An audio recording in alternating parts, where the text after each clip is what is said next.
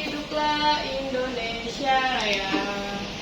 Indonesia tanah airku, tanah tumpah darahku. Di sanalah aku berdiri, jadi pandu ibuku. Indonesia kebangsaanku, bangsa dan tanah airku.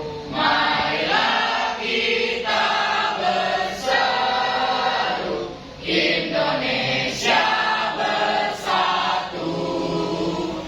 Hiduplah tanahku, hiduplah negeriku, bangsaku, rakyatku semuanya.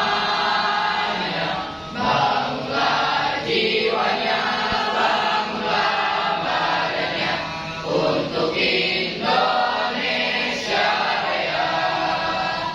Indonesia Raya, merdeka, merdeka, tanahku, negeriku yang ku cinta.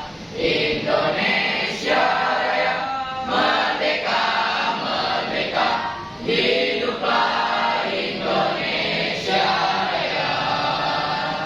Indonesia Raya, merdeka, merdeka, tanahku, negeriku yang ku cinta. Indonesia Raya, merdeka, merdeka, hiduplah Indonesia Raya.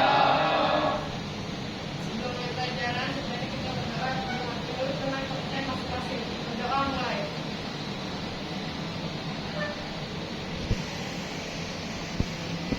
Berdoa selesai.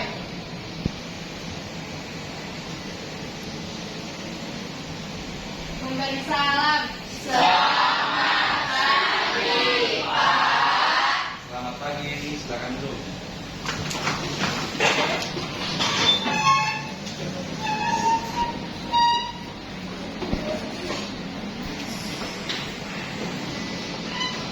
Oke, selamat pagi anak-anak, salam sejahtera. Semoga sehat selalu. Untuk pertama-tama, mau absen dulu ya? Oke.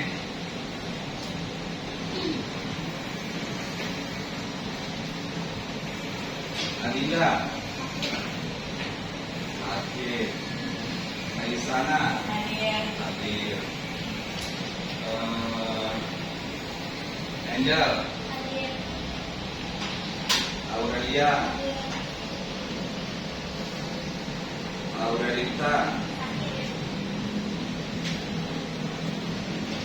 Ayub, hadir. Karisa, Kevin, Erwin, Fajar, Berisa, Grace, Jeremy, hadir. Yasin, Justin, hadir. Kansa,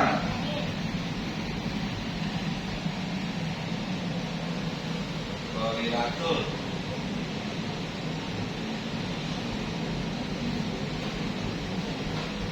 Melati ya, Melati, Mateo, ya. Mana Mateo? Sakit ya? Muhammad Arifin, Muhammad Afgan ya? Ya, Arif. Nurul Octaviani, Susi Octavia, Umi Salama, nggak ada. Umi Salama mana? Tangannya ini. Valencia, Delia, Akhil, Viola, Wahyu, Sidin, Yohana, Said. Oke.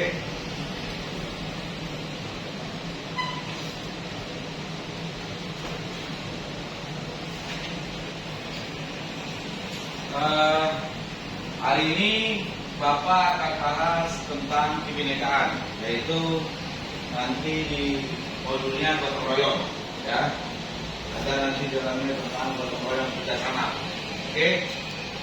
Karena Bapak menggunakan fasilitasnya pakai PowerPoint, pakai proyektor, kan ini kalau lampunya ternyala, kita matikan dulu lampunya. Oke, kita matikan dulu.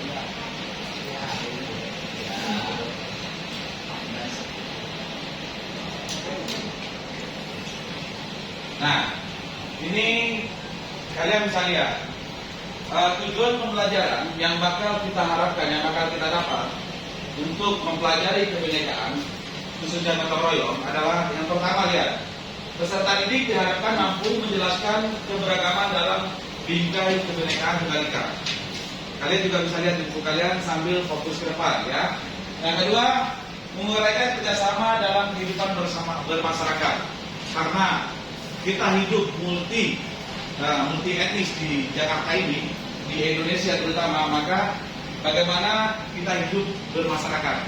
Nanti kita bisa jelaskan. Selanjutnya, menguraikan gotong royong dalam kehidupan bermasyarakat. Itu ya. Lanjut.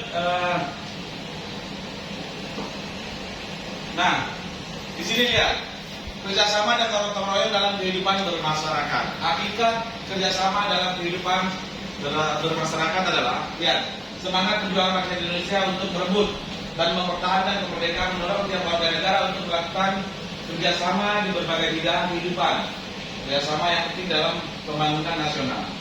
Kalian juga harus ingat, ya, bahwa sejarahnya perjuangan Indonesia tidak hanya dimerdekakan oleh satu etnis atau satu golongan, tapi seluruh rakyat Indonesia pada saat memperjuangkan kemerdekaan Indonesia itu bersama-sama. Tidak hanya satu etnis, ya kan? Seluruhnya berjuang. Dari Sabang sampai Merauke, dari beberapa provinsi. Lanjut. Nah, ini kita lihat pembangunan nasional adalah rangkaian upaya pembangunan yang berkesinambungan yang meliputi seluruh aspek kehidupan masyarakat, bangsa, dan negara untuk melaksanakan tugas terwujudnya tujuan nasional sebagaimana dirumuskan dalam pembukaan dasar negara Republik Indonesia. Tujuan nasional kita, tujuan negara Indonesia adalah tercantum dalam pembukaan UUD 1945, yaitu pertama, mencerdaskan kehidupan bangsa. Terus apa lagi? Di UUD alinea keempat, mencerdaskan kehidupan bangsa, ikut melaksanakan ketertiban dunia, ya kan? Nah, itu salah satu tujuan kita, negara Indonesia, yang tercantum dalam pembukaan UUD 1945. Lanjut. Nah, kita lihat dalam pidatonya tanggal 1 Juni, ya, tanggal 1 Juni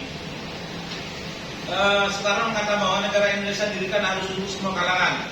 Negara yang didirikan harus disemangati gotong royong dan perjuangan bersama-sama untuk kepentingan bersama, kerjasama memang penting dalam kehidupan bersama. Nah, 1 Juni ini kita ingat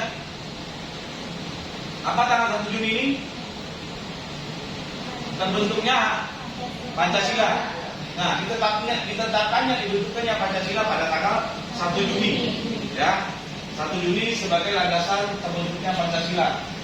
Oke, ketuhanan yang Maha Esa, kemanusiaan yang adil, rakyatnya. 5. Tanggal 1 Juni ini ditetapkan hari lahirnya Pancasila.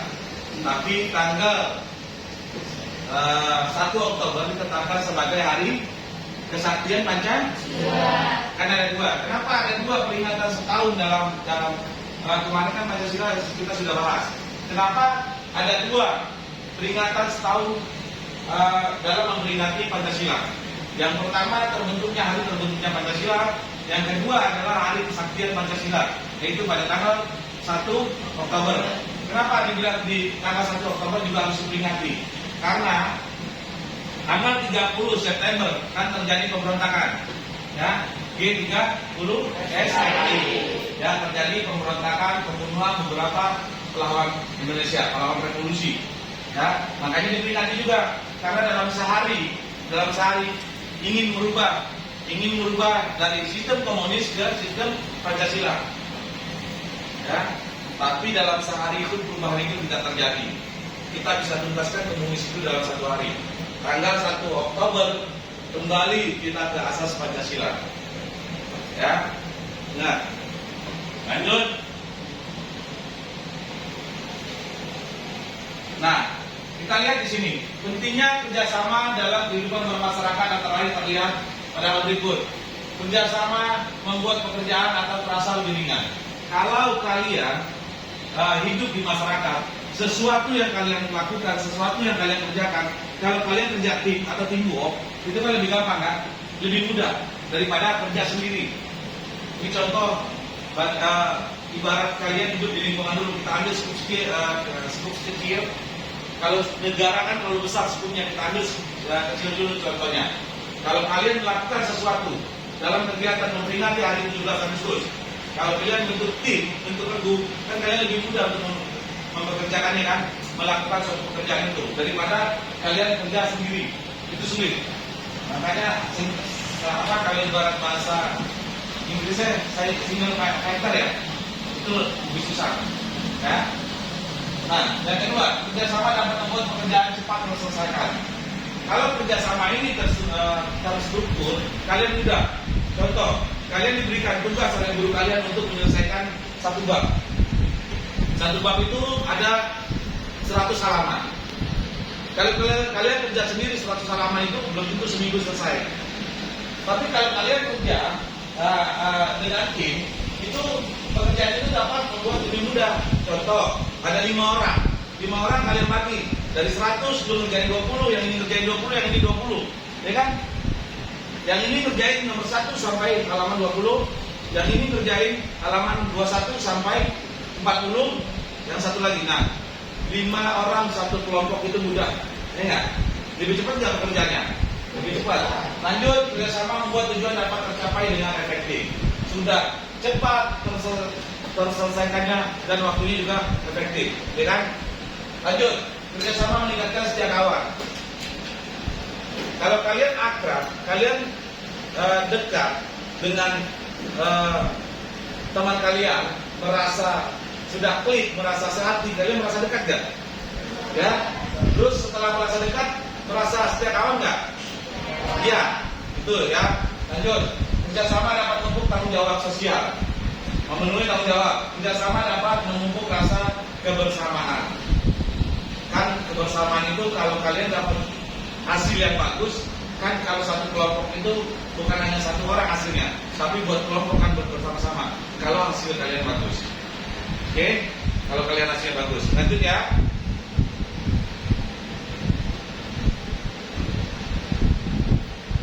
Nah, kita lihat hakikat gotong royong dalam kehidupan bermasyarakat. Dan saya lihat di sini Indonesia memiliki bentuk kerjasama yang khas, yaitu gotong royong. Gotong royong berasal dari kata gotong yang berarti pikul atau angkat, dan kata royong yang berarti bersama-sama. Bekerjasama menyelesaikan tugas secara bersama-sama untuk mencapai hasilnya. Dari zaman Indonesia merdeka, gotong royong ini sudah ada. Dan kita merdeka aja rame-rame kan gotong royong. Nah, contoh kalian lihat di lingkungan rumah kalian, kan suka ada gotong royong kerjasama kebersihan lingkungan, ya kan? Setiap minggu ada gotong royong kerjasama, sudah diciptakan. Makanya bedanya dengan sekarang ini sudah mulai tertipisnya bahasa gotong royong kalian. Ya, dulu kalau zaman dulu untuk mendapatkan sesuatu hasil itu bersifat musyawarah mufakat. musyawarah mufakat. Kalau sekarang kan nggak voting ya, suara terbanyak. Kalau dulu nggak, kita nggak diajarkan voting, tapi suara terbanyak. Lanjut ya.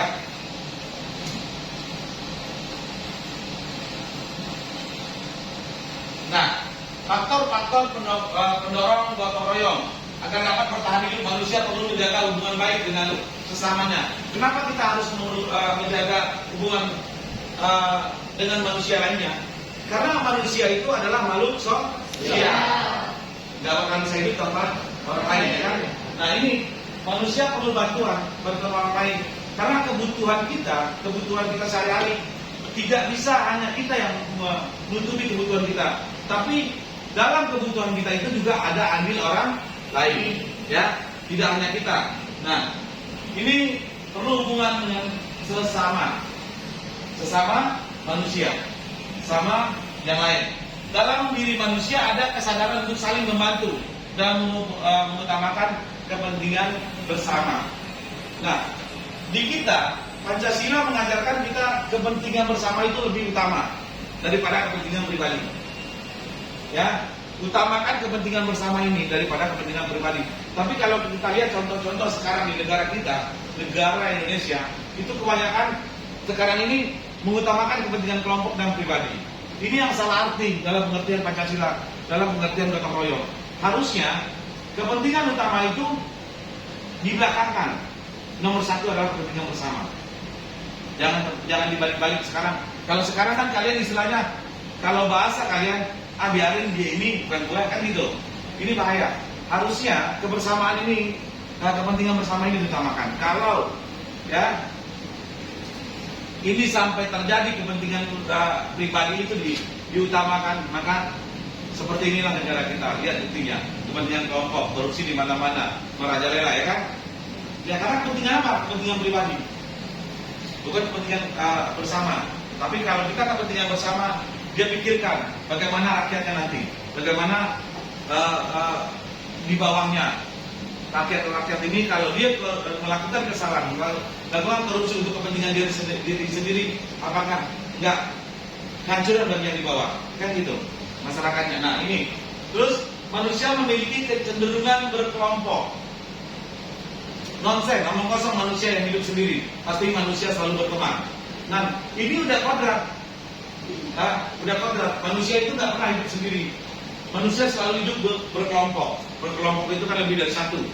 Ya, contoh, untuk mencapai keturunan nanti harus berkelompok kan? Iya. Ya, harus untuk mencapai keturunan nanti harus berkelompok. Kamu kan dia hidup sendiri. Nah, ya lanjut. Manusia memiliki kecenderungan untuk mencapai kesejahteraan.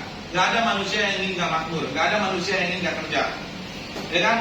Karena ini naluri manusia adalah ingin hidup lebih dari yang sekarang. Naluri manusia. Setiap manusia dia pasti berpikir ingin hidup yang lebih, ya kan? Ingin cukup materinya, ingin hidupnya sejahtera. Ada di sini yang tidak ingin bekerja, tidak ingin membahagiakan orang tua? Kan tidak. Semua ingin kan? Karena ingin nanti kehidupan kedepannya lebih sejahtera.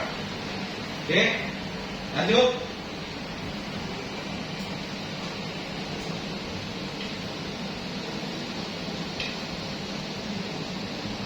Nah, faktor-faktor penghambat gotong royong inilah yang harus kalian hindari dalam bergaul, dalam berkelompok, dalam bermasyarakat sehari-hari. Ini yang menghambat kalian. Contoh, rasa individualisme yang kuat. Contoh, ini manusia yang merasa dirinya lebih hebat, lebih kuat, lebih jago, lebih segala-galanya. Dia kalau merasa lebih hebat, lebih pintar, ya kan, lebih kuat, dia nggak peduli dengan orang lain.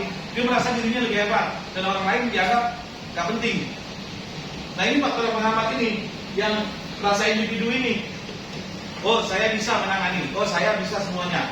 Nah merasa kalau dia berbahasa saya bisa, berarti kan dia membanggakan dirinya secara individu, ya kan? Nah, yang pertama dia pasti nggak butuh orang lain.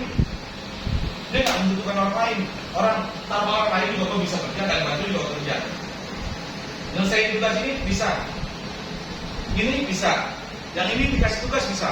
Jadi selalu dia menganggap dirinya paling hebat, paling kuat. Ini yang menghormati. Merasa lebih pintar. Padahal ilmu itu didapat bukan hanya dari orang pintar. Kadang-kadang dari orang yang tidak kita duga-duga aja, bahasa dia lebih ilmiah daripada bahasa pelajar, ya kan? Iya. Oke, lanjut. Adanya perbedaan pendapat. Nah, perbedaan pendapat ini yang sering terjadi di zaman sekarang, generasi Z, generasi milenium, generasi alpha ya. Yang sering terjadi, kalau sudah beda pendapat itu dianggap lawan. Dianggap musuh gua, wah ini mah musuh. Karena sudah beda pendapat, sudah nggak klik. Ini kesalahan kalian. Ini kesalahan kalian. Padahal beda pendapat itu, ya, itu kalau kalian ibarat bahasa pepatah, bersilang kayu di bawah ditunggu maka di situ api nyala. Enggak? Lihat, silang-silang tuh beda semua. Kayu ditunggu, kalau kalian tahu tunggu tempat pembakaran orang-orang kampung, kan dulu belum ada kompor. Kayu masukin di silang-silang, akhirnya bawahnya api. Nah, makanya nyala. Coba kalau nggak disilang itu ditumpuk gitu, belum tentu nyalanya bagus. Karena beda pendapat itu adalah bagian dari bahwa kita sebagai makhluk sosial. Negara juga asas kita demokrasi, ya, keindahan. Jadi sekarang ini beda pendapat di kalian, di umumnya kalian dianggap lawan. Ini yang mindset ini yang harus kalian kita rubah. Di beda pendapat itu dianggap, oh dia mah nggak klik sama saya, dia nggak cocok sama saya, pendapatnya selalu beda. Ya, padahal pendapat kalau untuk memperbaiki pendapat, untuk membangun kan nggak salahnya. Kalau untuk kalian punya sahabat dinasihati yang baik-baik malah dimusuhi. Kalau untuk membangun nggak masalah, kecuali pendapat yang untuk menjatuhkan kalian. Tapi kalau untuk kebaikan, untuk membangun nggak masalah. Ini juga ya. Terus lanjut. Lebih mementingkan kepentingan diri sendiri daripada kepentingan umum. Ini, ya. Kepentingan diri sendiri ini dianggap yang utama.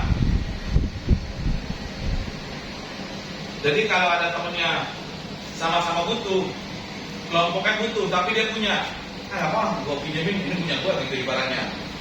Ya kan lebih penting punya sendiri kan? Padahal itu kepentingan buat kelompoknya. Nah, lanjut. Rasa percaya diri yang kurang. Ini juga menghambat nih. Disuruh ngapa-ngapain, dia selalu jawab gak bisa. Ini bahasa yang gak bisa ini, kalau kalian pakai sering menggunakan bahasa saya gak bisa, saya gak pernah, saya gak tahu, itu gak bakal maju. Ya, itu salah satu contoh penghambat. Kalimat yang sering keluar, saya nggak bisa, saya nggak tahu. Kalau sudah tidak bisa, sudah tidak tahu, dengan pesimis di awal mulai pekerjaan, maka kalian nggak akan maju. Nggak akan terjadi kerjasama, kerja tim, gotong royong ini. Kalau kalian rasa percaya dirinya kurang, ya. Karena anak sekarang kalau disuruh sama orang tuanya beli ini, nggak tahu mah, nggak tahu. Karena kalau kalian mencoba dari nggak tahu itu pasti jadi tahu. Dari nggak bisa jadi bisa kalau mencoba. Makanya yakin dulu, yakinkan diri, buatkan diri yakin bahwa sama diri kita, percaya diri namanya. Kita percaya diri, kita bahwa kita mampu untuk melakukan sesuatu. Ya, silakan. Nanti kalau ada pertanyaan setelah ini ya, kalian. Nah, dalam sosial politik, kerjasama dapat dilihat dalam musyawarah. Di dalam musyawarah, kerjasama terjadi adalah kerjasama untuk mencapai kesepakatan. Bagi bangsa Indonesia, musyawarah sangat dijunjung tinggi. Karena awalnya kemerdekaan kita juga musyawarah. Contoh, terbentuknya bangsa Indonesia, ya, adalah dengan musyawarah, yaitu adanya Sumpah Pemuda. Ya. sudah dilakukan oleh pendiri-pendiri bangsa kita. Musyawarah adalah kerjasama yang terbaik. Makanya kalau untuk menyelesaikan sesuatu, kalau kalian sekarang ada istilah dalam kepolisian secara hukum atau kekeluargaan aja. Terjadi clash di masyarakat, makanya kembali lagi sekarang karena hukum itu dianggap terlalu kejam mungkin, maka kembali lagi sekarang kalau ada masalah di kantor polisi, masalah dengan tetangga, masalah dengan yang lain, kalau kalian lapor langsung kan coba aja dulu diselesaikan secara kekeluargaan kan. Kekeluargaan itu maksudnya musyawarah aja dulu secara kekeluargaan. Nah ini karena pendiri bangsa kita awalnya juga musyawarah, nggak seperti itu. Lanjut.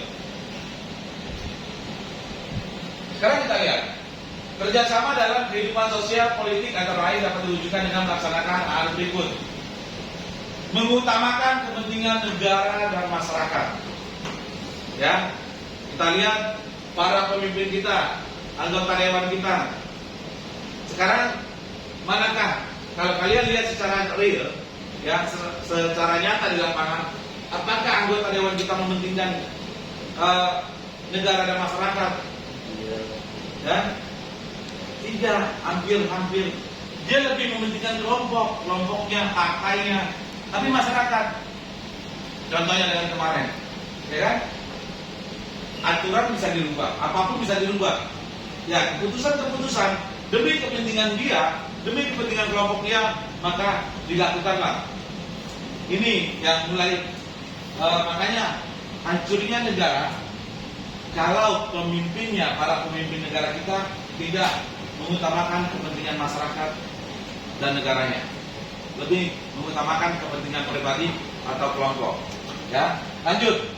Tidak memaksakan kehendak orang lain. Nah, ini kalau ini kita utamakan dari umur kalian remaja ini, jangan pernah memaksakan kepada kehendak orang lain. Ya, ibaratnya kalau bahasa kalian, kamu ikut saya nggak? Atau lu ikut gua nggak? Kalau nggak ikut tonjok nih gitu. Ini bahaya. Ya, jangan pernah memaksakan kehendak orang lain. Atau pendapat dia tidak sesuai dengan pendapat kelompoknya, pendapat kalian, dia tetap pendiriannya. Padahal kalau kita musyawarah, gotong royong musyawarah itu untuk membuat keputusan, kalau 5 orang setuju, kan jumlahnya 6 orang. Kalau 5 orang setuju, 1 orang tidak setuju, berarti yang 1 orang ini mengikuti yang 5 orang. Jangan yang 5 orang keluar dari barisan. Sekarang ini kan kita satu kelompok 6 orang. 1 orang tidak setuju, maka 1 orang itu ya udah lu mau ikut kelompok mau nggak terserah, keluarin. Ini nggak boleh bahasa seperti ini, ya. Dan yang beda pendapat dalam kelompok tersebut juga harus menerima. Oh iya, karena 5 orang yang menyetujui, saya sendiri enggak. Dia juga tidak boleh egois, tidak boleh mementingkan diri sendiri. Dia juga harus mengikuti hasil keputusan yang dibuat bersama. Walaupun keputusan itu dia tidak setuju, tapi karena kelompok dia itu ada 6 orang, 5 orang menyetujui, mau tidak mau dia harus ikhlas dan berjiwa besar, berlapang dada untuk mengikuti kesepakatan yang dibuat oleh temannya, oleh kelompoknya. Paham ya? Lanjut. Mengutamakan musyawarah ketika mengambil keputusan kepentingan bersama. Ya. Ini mengutamakan musyawarah ketika mengambil keputusan bersama. Sesuatu keputusan musyawarah itu perlu, ya, tidak sendiri untuk mengambil keputusan. Lanjut, musyawarah untuk mufakat diliputi semangat kekeluargaan. Oke? Sampai sini ada yang ditanyakan? Sampai sini ada yang ditanyakan? Ada yang bertanya? Kalau tidak, yuk kita berdiri dulu.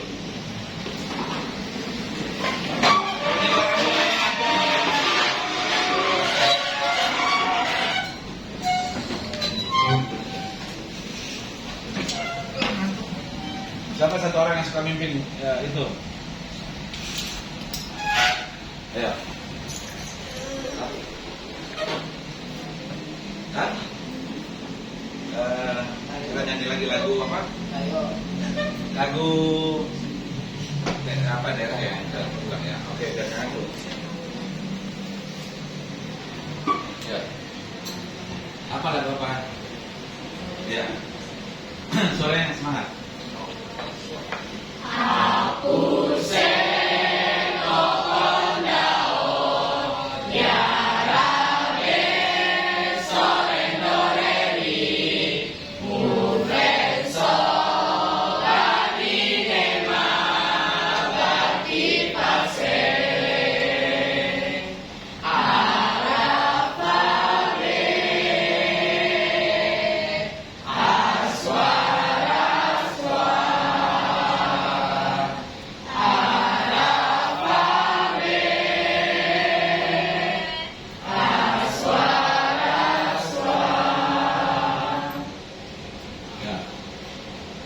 duduk kembali.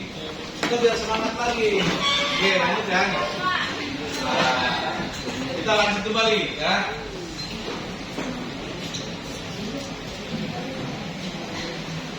Nah, kerjasama dalam kehidupan ekonomi. Muhammad Atta mengatakan, koperasi adalah usaha bersama untuk memperbaiki nasib kehidupan ekonomi berdasarkan tolong-menolong semangat. Tolong-menolong itu tersebut didorong oleh keinginan bekerjasama kepada kawan berdasarkan seseorang, semua dan semua buat seseorang. Nah ini ya tujuan untuk koperasi dibuat ini adalah untuk kesejahteraan anggotanya. Makanya kalian lihat pendiri-pendiri bangsa kita aja Muhammad Atta sudah membuat koperasi untuk kepentingan bersama. Koperasi itu dibuat, kalau kalian tahu koperasi itu dibuat keuntungan koperasi dan akhir tahun nanti dibagikan juga untuk anggota. Ya, beda dengan koperasi yang sekarang ini yang disalahgunakan oleh orang-orang yang di jalan bilangnya koperasi tapi hasilnya padahal menjerat, ya kan? Ini yang sudah melenceng dari tujuan utama koperasi yang setiap hari minta duit, kemarin minta, ya kan? Yang itu tagihan-tagihannya. Padahal tujuan koperasi adalah, tujuan utamanya adalah diciptakannya koperasi adalah untuk kesejahteraan anggota. Ya, oke, lanjut.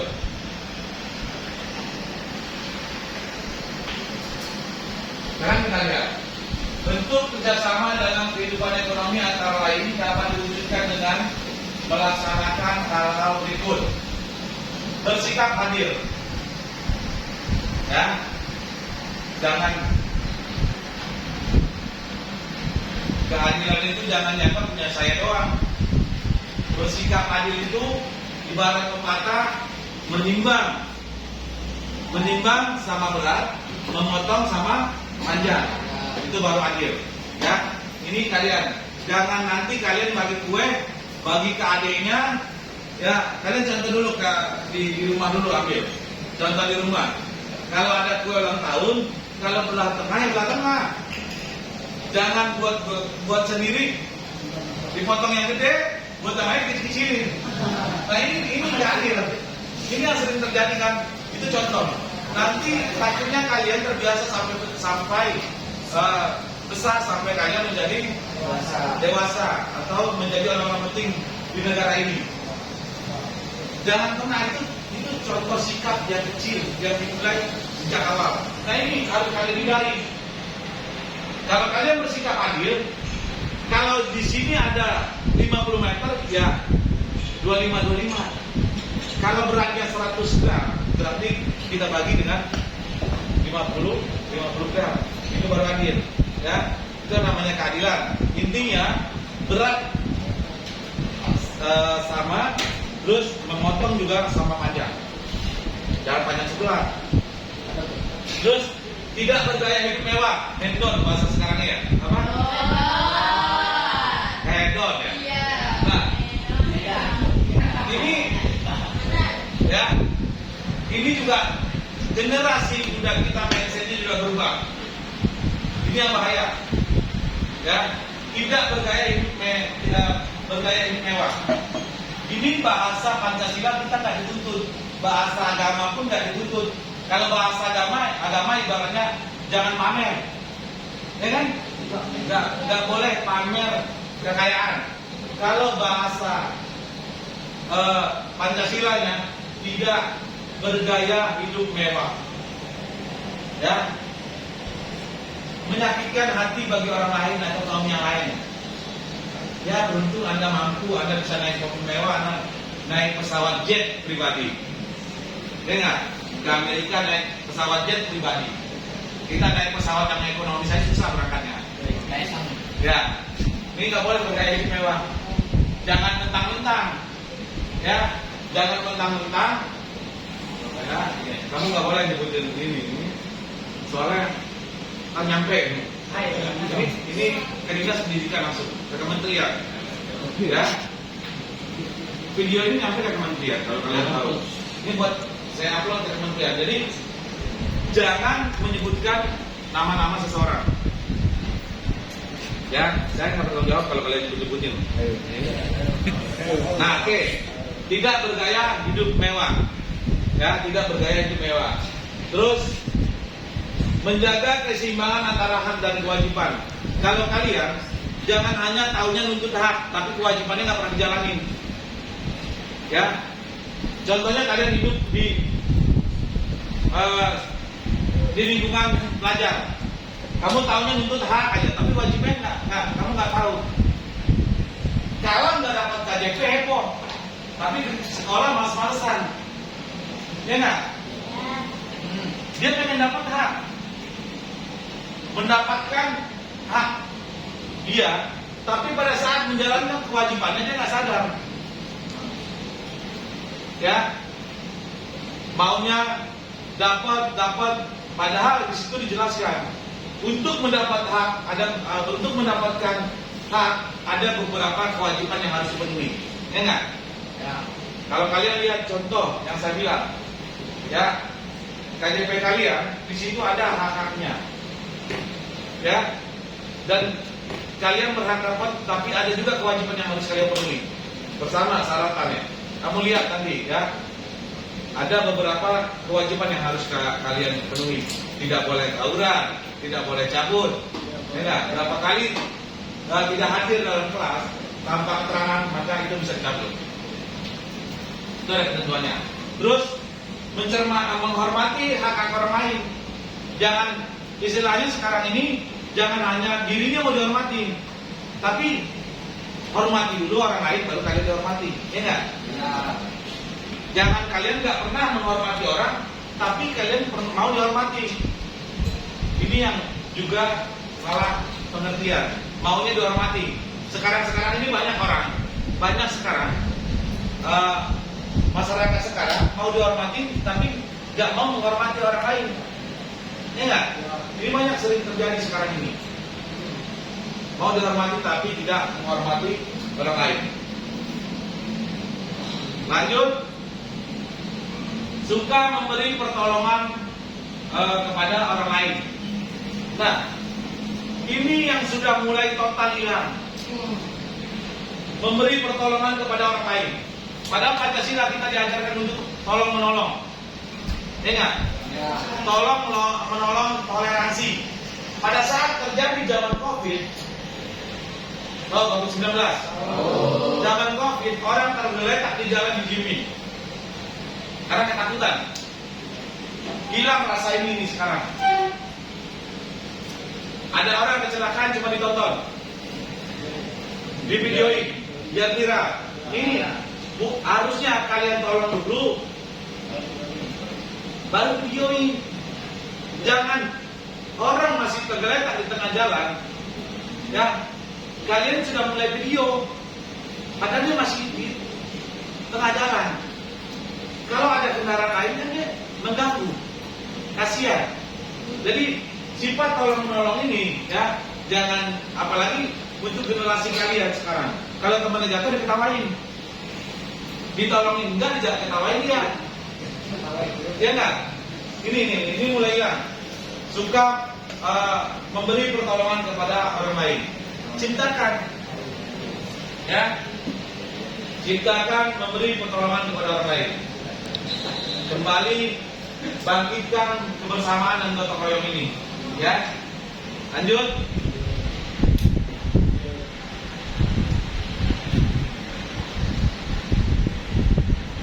Kerjasama dalam kehidupan pertahanan dan keamanan negara. Keikutsertaan warga dalam usaha pertahanan dan keamanan dapat diwujudkan dalam upaya bela negara pasal 27 Undang-Undang Dasar 1945 ayat 3 menyatakan setiap warga negara berhak dan wajib serta dalam upaya pembelaan negara. Pembelaan negara ini bukan hanya berperang saja. Terus pertanyaannya, kalau negara kita dalam keadaan damai, kita membela negara seperti apa? Ya, ada yang tahu? Kalau negara kita sekarang kita nggak berperang nih, kan di sini ibaratnya setiap warga negara berhak dan wajib ikut serta dalam membela negara. Ya nggak? Iya. Nah, kalau negara kita dalam keadaan damai, tidak berperang, membela negara seperti apa?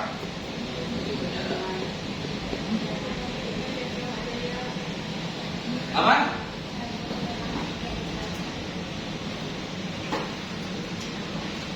Ayo, siapa satu orang tunjuk tangan, jelaskan, jawab, jelaskan, coba.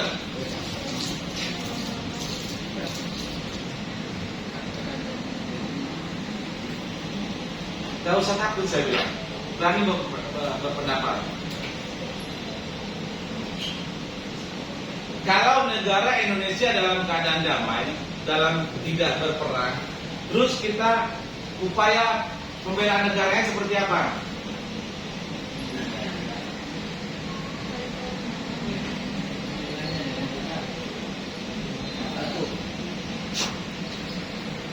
Apa?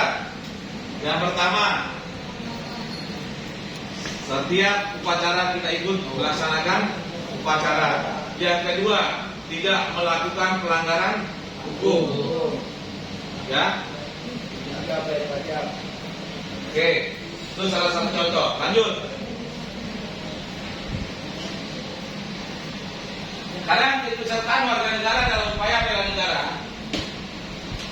Sebagaimana disebutkan dalam pasal 9 ayat 2, hal tentang pertahanan negara diselenggarakan melalui hal berikut: pendidikan kewarganegaraan, ya, pendidikan kewarganegaraan. Ini contoh kita lagi pendidikan kewarganegaraan, ya. Setiap warga negara yang ada di Indonesia wajib mendapatkan pendidikan kewarganegaraan. Yang kedua, pelatihan dasar kemiliteran secara wajib. Ya, ini kalau negara kita dalam keadaan berperang, dalam keadaan ya tidak aman-aman saja, maka pelatihan dasar kemiliteran ini wajib. Ya, hukumnya kita ikut serta untuk membela negara. Terus pengabdian sebagai prajurit Tentara Nasional Indonesia secara sukarela atau secara wajib. Ikut serta masuk ke dalam tentara Indonesia, ya, tanpa digaji. Karena ini sukarela, tanpa digaji ikut berperang untuk membela negara kita. Kalau negara kita dalam keadaan ini tidak aman. Terus pengabdian sesuai dengan profesinya, ya. Kalau kalian profesinya sebagai pelajar, ya, ngabdilah sebagai pelajar dengan ikuti aturan yang ditetapkan oleh sekolah, aturan yang ditetapkan oleh Menteri Pendidikan, ya. Lanjut, kita lihat contoh. Nah, salah satu cara ikutsertaan warga dalam membela negara adalah sebagai pengabdi prajurit TNI yang sekarang disebut, kalian pernah tahu nggak, Komcat, Komando Cadangan. Dia bukan TNI, dia tidak digaji oleh negara, tapi dia punya baju loreng seperti TNI, mirip, sama, ya, yang disebut Komcat, Komando Cadangan. Ya.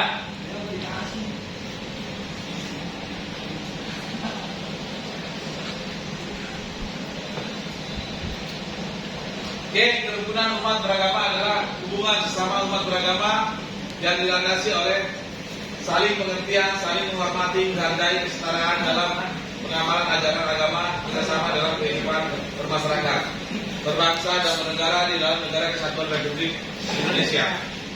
Ya. Lanjut. Gak ada yang bercanda dulu. Ya.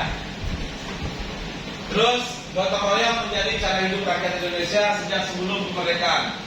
Inilah bentuk kerjasama khas Indonesia. Kemudian dalam perkembangan cara hidup ini dijadikan cara hidup bernegara. Bentuk-bentuk gotong royong yang ada di masyarakat Indonesia, yaitu gotong royong berburu dan mengumpulkan makanan, gotong royong bercocok tanam, gotong royong membangun rumah. Dulu, ya, masyarakat dulu kalau kita untuk untuk mengumpul makanan, kita harus bekerja sama dulu, berburu bareng-bareng, baru dapat kita bagi rata. Terus yang kedua, bercocok tanam.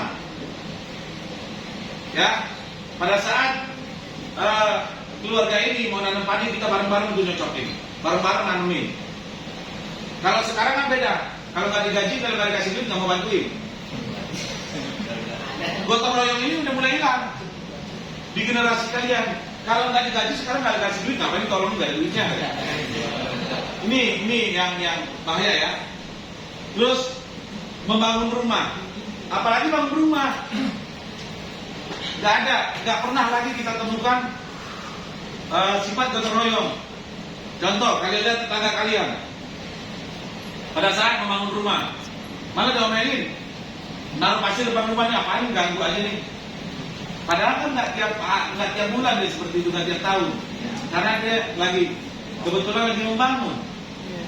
Tapi inilah sekarang contoh-contoh masyarakat Indonesia untuk membangun rumah aja boro-boro, jangankan untuk ngebantuin, ya, untuk memberikan tempat sedikit aja untuk peralatan dia itu sulit. Ya, oke. Ada pertanyaan sampai sini?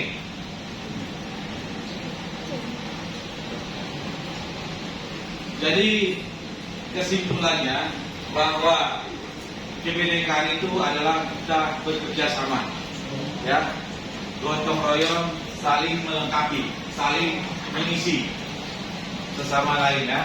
Nah, saya akan berikan kalian contoh kebinekaan yang tugas-tugas kelas 10 di sebelumnya pernah saya buat, ya. Ada yang punya bawa speaker Bluetooth nggak?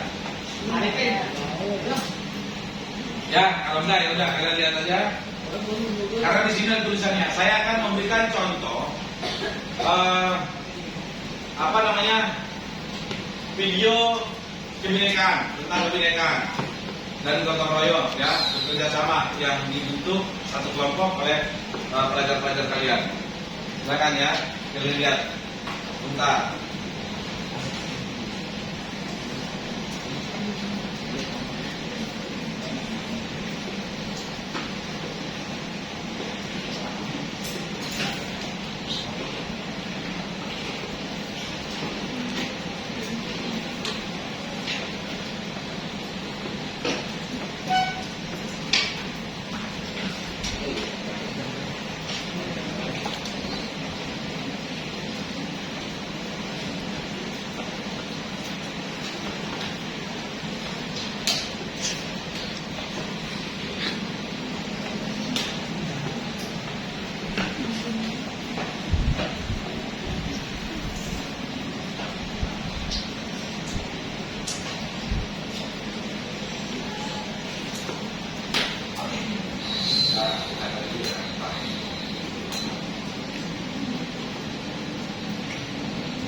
Nah ini kalian bisa lihat kalau ada suaranya ini Ya. Contoh tugas kelompok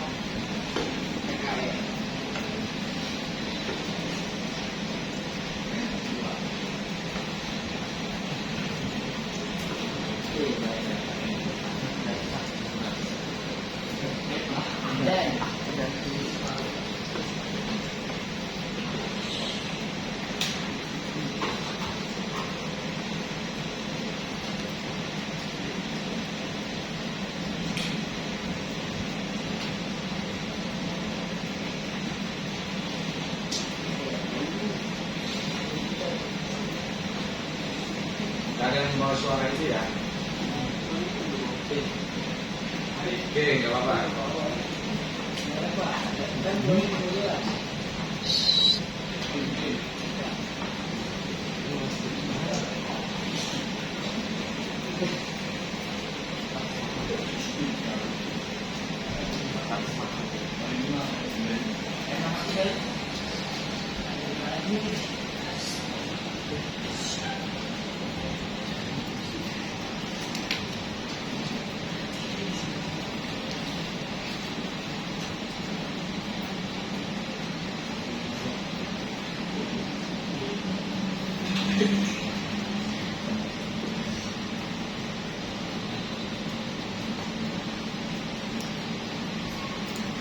Ini salah satu contoh kebinekaan.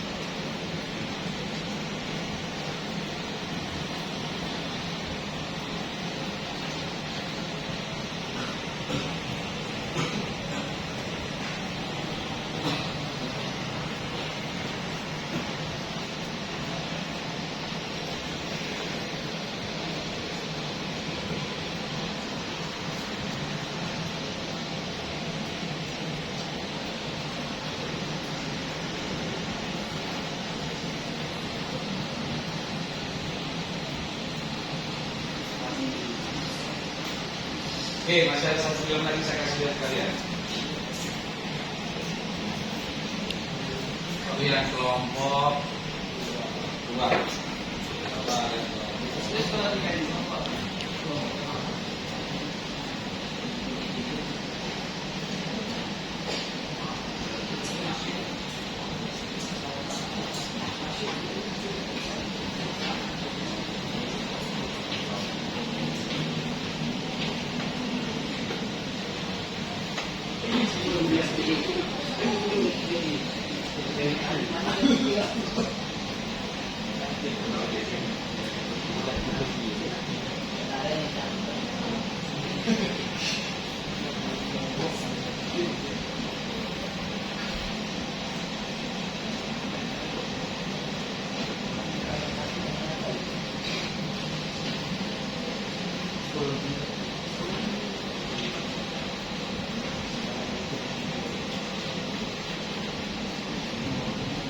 Ini gambar kecil ya.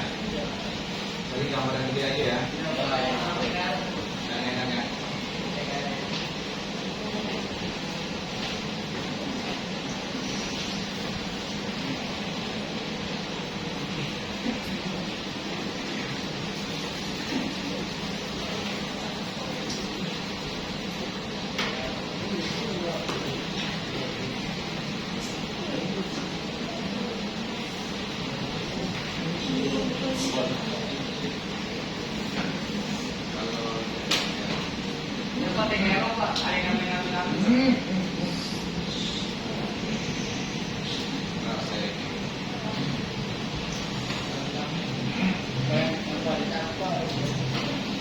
Jangan.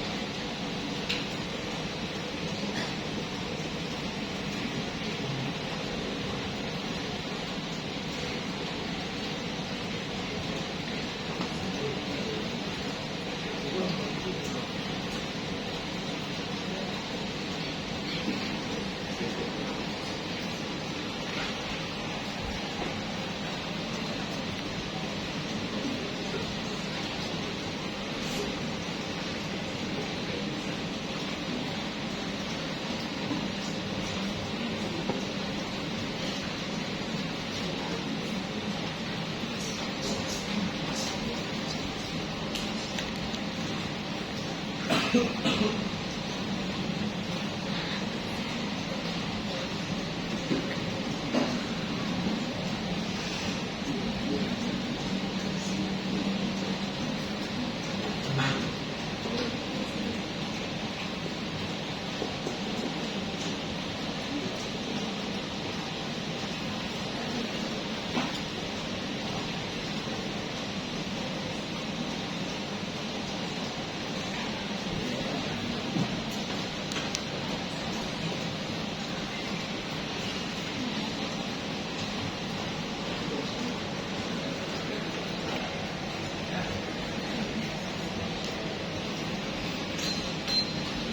lewat-lewatin aja wawancaranya karena nggak ada suaranya, sebenarnya ada suaranya yang jelas ini, ada jelas juga ada musiknya ya.